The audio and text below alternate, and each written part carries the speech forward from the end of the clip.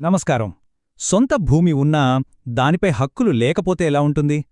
ఆంధ్రప్రదేశ్లో కొన్ని లక్షల మంది రైతులు ఎదుర్కొంటున్న సమస్య ఇది. అదే డాటెడ్ ల్యాండ్స్. దశాబ్దాలుగా ఉన్న ఈ చిక్కుముడిని ఒకే ఒక్క చట్టం ఎలా విప్పబోతోందో ఈరోజు వివరంగా చూద్దాం. పాత ప్రభుత్వ రిజిస్టర్లో పెట్టిన కొన్ని చుక్కలు, వాటివల్ల వారసత్వంగా వచ్చిన భూమిపై హక్కులు ఆగిపోవడం. ఊహించుకోండి, ఈ ప్రశ్న వెనుక నిజంగా కొన్ని తరాల ఆవేదన ఉంది. ఇది వాళ్ల జీవనాధారం మీద పడిన పెద్ద దెబ్బ. సొంత భూమి కళ్లముందున్నా దానిపై ఎలాంటి హక్కు లేని ఓ నిస్సహాయ పరిస్థితి. అసలు ఈ సమస్య ఎక్కడ మొదలైందో తెలుసుకుందాం రండి. ఈ సమస్య ఎంత తీవ్రంగా ఉంటుందో అర్థం చేసుకోవడానికి మనం ఒక ఉదాహరణ చూద్దాం. దుడ్డుకుంట రమణారెడ్డిగారు, నెల్లూరు జిల్లాలో ఆయన కుటుంబానికి 3.66 ఎకరాల భూమి ఉంది. కాని సరిగ్గా ఈ చుక్కల సమస్య వల్లే ఆ భూమిని అమ్మలేకపోయారు, బదిలీ చేయలేకపోయారు. ఆయన పోరాటమే మనకు ఈ చట్టపరమైన చిక్కుముడిని ఎలా విప్పాలో దారి చూపిస్తుంది. మొదటిది, శతాబ్దాల నాటి సమస్య. అసలీ చుక్కలెక్కడినుంచొచ్చాయి? అసలీ డాటెడ్ ల్యాండ్స్ అంటే ఏంటి? సింపుల్గా చెప్పాలంటే ఇవి ప్రైవేట్ భూములు, కానీ ప్రభుత్వ రికార్డులోనూ అంటే రీసెటిల్మెంట్ రిజిస్టర్లోని పట్టాదారు కాలంలో పొరపాటున చుక్కలు డాట్స్ పెట్టేశారు. అంతే.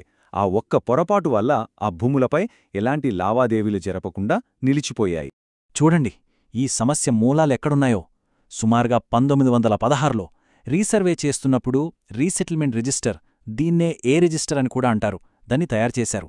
అప్పుడు పెట్టిన కొన్ని చుక్కలు దశాబ్దాలుగా గందరగోళానికి దారితీశాయి. చాలామంది అధికారులు దాన్ని ప్రభుత్వ భూమిగా అనుకున్నారు. ఫలితమేంటి? రమణారెడ్డిగారిలాంటి ఎంతోమంది భూయజమానులు తమ సొంత ఆస్తిని అమ్మలేకపోయారు, ఇంకొకరికి ఇవ్వలేకపోయారు. ఎందుకంటే వాళ్ల భూమి నిషేధిత ఆస్తుల జాబితాలోకి చేరిపోయింది. సరే, ఇక రెండో భాగం. ఒక కొత్త చట్టం, ఒక కొత్త ఆశ. ప్రభుత్వం ఈ పొరపాటును సరిదిద్దడానికి ఒక ప్రత్యేకమైన సాధనాన్ని ఎలా సృష్టించిందో చూద్దాం. ఇన్నాళ్లు ఉన్న ఈ సమస్యకు పరిష్కారం ఆంధ్రప్రదేశ్ డాటెడ్ ల్యాండ్స్ రీసెటిల్మెంట్ రిజిస్టర్లో నవీకరణ చట్టం 2017. ఇదే ఆ పరిష్కారం. ఈ చట్టాన్ని భూ యజమానులకు ఒక అధికారిక గేట్ పాస్లాగా అనుకోవచ్చు. రికార్డుల్లో ఉన్న తప్పుల్ని సరిచేయడానికి రాష్ట్రవ్యాప్తంగా ఒకే ఒక్క ప్రాసెస్ను ఇది తీసుకొచ్చింది. ఇది జూన్ 14, 2017 నుంచి అమల్లోకొచ్చిందనమాట. ఇక మూడవది, ఈ పోరాటానికి కావాల్సిన నిఘంటువు. అంటే చట్టంలోని సెక్షన్ 2లో ఉన్న పదాలు ఎంత ముఖ్యమో అవి మనల్ని ఎలా సన్నద్ధం చేస్తాయో చూద్దాం. ఈ చట్టం రాకముందు అతిపెద్ద సమస్యేంటో తెలుసా? గందరగోళం. అధికారులు డాక్యుమెంట్ లాంటి పదాలకు వాళ్లకు నచ్చినట్టు అర్థాలు తీసుకునేవాళ్లు. కానీ 2017 చట్టం తర్వాత పరిస్థితి మారింది. ఈ చట్టం కీలకమైన పదాలకు ఖచ్చితమైన చట్టబద్ధమైన నిర్వచనాలను ఇచ్చింది. దాంతో ఆ సందిగ్ధతకు తెరపడింది. ఉదాహరణకు, డాక్యుమెంట్ అనే పదాన్ని తీసుకోండి. సెక్షన్ 2A ప్రకారం ఇది కేవలం రిజిస్టర్డ్ సేల్ డీడ్ మాత్రమే కాదు. ఇందులో రికార్డ్ ఆఫ్ రైట్స్, ROR, 10(1) ఖాతాలు, హోల్డింగ్స్ రిజిస్టర్ ఎంట్రీలు, చివరికి కోర్టిచ్చిన ఆర్డర్ లేదా డిక్రీ కూడా వస్తుంది. అంటే వీటిలో ఏదున్నా అది క్లెయిమ్కి బలమైన ఆధారమే. నాల్గవది, అధికారిక మార్గం. శ్రీరెడ్డిగారు ఈ వ్యవస్థలో ఎలా ప్రయాణించారో చూద్దాం. సరే, ఈ క్లెయిమ్ ప్రక్రియ ఎలా ఉంటుందంటే, ఇందులో 4 ముఖ్యమైన దశలున్నాయి. 1, భూయజమాని అన్ని డాక్యుమెంట్స్తో స్థానిక తహసీల్దారుకు అప్లికేషన్ ఇవ్వాలి. 2, తహసీల్దార్ ఒక పబ్లిక్ నోటీసిస్తారు, 30 రోజుల్లోపు ఎవరికైనా అభ్యంతరాలుంటే చెప్పమని. 3, ఆ గడువు ముగిశాక తహసీల్దార్ విచారణ చేసి ఒక రిపోర్టును జిల్లాస్థాయి కమిటీకి పంపిస్తారు. ఇక 4వది, ఆ కమిటీ కేసును పరిశీలించి ఫైనల్ ఆర్డర్ ఇస్తుంది. ఈ మొత్తం ప్రాసెస్లో అత్యంత కీలకమైన సంఖ్య ఇది 6.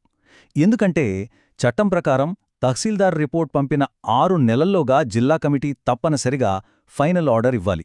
అంటే ఏళ్ల తరబడి ఫైళ్లు మూలనపడి ఉండటానికి ఇక ఆస్కారం లేదు. ఈ టైం లిమిట్ అధికారులను జవాబుదారీగా ఉంచుతుంది. ఆర్డర్ రావడంతోనే పని అయిపోలేదు. కమిటీ అనుకూలంగా ఆర్డర్ ఇచ్చాక కేవలం ఒకే నెలలోపు, అంటే 30 రోజుల్లో అధికారులు రికార్డులన్నీ సరిచేసి ఆ భూమిని నిషేధిత జాబితా నుంచి తీసేయాలి. చూసారా ఈ ప్రక్రియకు ఎంత స్పష్టమైన ముగింపుందో? సరే, 5వది, చుక్కల నుంచి పట్టాల వరకు. భూమి హక్కులను కాపాడుకోవడానికి మనం గుర్తుంచుకోవాల్సిన కీలకమైన విషయాలేంటో ఇప్పుడు చూద్దాం. ఈ మాటలు చూడండి, స్వయంగా ఏపీ హైకోర్టు చెప్పింది. కేవలం రీసెటిల్మెంట్ రిజిస్టర్లో చుక్కలు పెట్టినంత మాత్రాన ఆ భూమి ప్రభుత్వానిదని చెప్పడానికి అది తిరుగులేని రుజువు కాదు. ఇది భూయజమానులకు ఎంత ధైర్యాన్నిచ్చే విషయం కదా. అయితే శ్రీరెడ్డిగారి కేసులో ఒక చిన్న ట్విస్ట్ ఉంది. జిల్లా కమిటీ నవంబర్ 30, 2018న ఆయనకు అనుకూలంగా ఆర్డరిచ్చింది. అంతా అయిపోయిందనుకున్నారు. కానీ అధికారులు దాన్ని అమలు చేయడంలో ఆలస్యం చేశారు. ఇక్కడే చట్టంలో ఉన్న ఆ కాలపరిమితులు ఆయన్ని కాపాడాయి. అధికారులు ఆలస్యం చేయడంతో హైకోర్టు జోక్యం చేసుకుని చట్టంలో చెప్పిన టైం ప్రకారం పని పూర్తి చేయమని ఆదేశించింది. చివరికి 2020లో ఆయన భూమి నిషేధిత జాబితా నుంచి బయటపడింది. చూశారా చట్టం మనకు ఎంత రక్షణ ఇస్తుందో. ఒకవేళ ఇలాంటి సమస్యతో ఎవరైనా పోరాడుతుంటే వాళ్లకోసం ఈ చెక్ లిస్ట్. క్లెయిమ్ బలంగా ఉండాలంటే ఏమేం కావాలో చూడండి. చుక్కలు ఉన్నాయని చూపే ఆర్ఎస్ఆర్ ఏ రిజిస్టర్ కాపీ, యాజమాన్యాన్ని తెలిపే రికార్డ్ ఆఫ్ రైట్స్ ఆర్ఓఆర్ కాపీలు, సర్టిఫైడ్ 10(1) ఖాతా ఎక్స్ట్రాక్ట్, ఏదైనా రిజిస్టర్డ్ డీడ్ కానీ కోర్ట్ డిక్రీ కానీ, అన్నింటికన్నా ముఖ్యంగా 12 ఏళ్లకు పైగా భూమి స్వాధీనంలో ఉందని నిరూపించే ఆధారం. ఇవన్నీ ఉంటే పోరాటం సులువవుతుంది. చూశారు కదా, ఒక శతాబ్దం నాటి చుక్కల చిక్కుముడికి కూడా ఒక పరిష్కారముంది. దానికి కావలసింది సరైన అవగాహన, సరైన పత్రాలు, చట్టంపై నమ్మకం. ప్రతి భూమికి ఒక కథ ఉంటుంది. మరి ఆ భూమి కథలో తదుపరి అధ్యాయాన్ని రాసే సమయం వచ్చిందేమో ఆలోచించాలి.